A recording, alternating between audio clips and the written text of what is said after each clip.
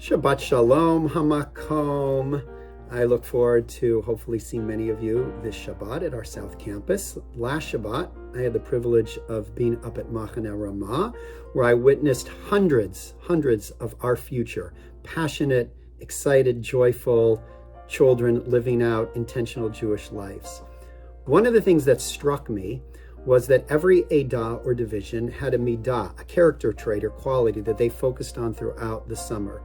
And that before Shabbat began, each Edah recognized one student, one kid, one camper who behaved and demonstrated the quality of that middot. And it made me start thinking about what are the character traits of this week's Torah portion that we can elevate and emulate in the way in which God wants us. And there's a passage in our Torah portion that talks about the fact that there will always be needy. There will always be poor. There will always be those who we have an obligation to open our hearts and our hands to and reach out to. And I think we have a tendency sometimes to be very quick to judge why that person is in the position that they're in. We get to the bottom of a freeway off-ramp and we see somebody begging with a sign, whatever it is, and we start thinking thoughts in our head.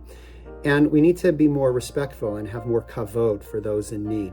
And our Torah portion plays with language in order to do that. It says in the Hebrew, Akein anochi mitzavcha lemor patoach tiftach et yadecha.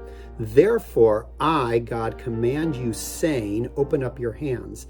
But there's an interpretation that instead of God saying, we read it, therefore, I command you with this mitzvah, that you should say to the poor person, open up your hands, meaning that though you are on the receiving end now, one day, God willing, you will be on the giving end. In other words, what we're doing in the moment in which we are helping another person, we are also elevating in our mind that individual to say they don't always have to be in this place, that they could also be in a position one day where they can give to others.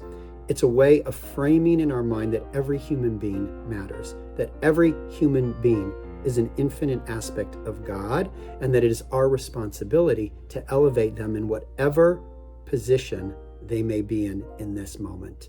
May we have the capacity to do that, as we say, Shabbat Shalom.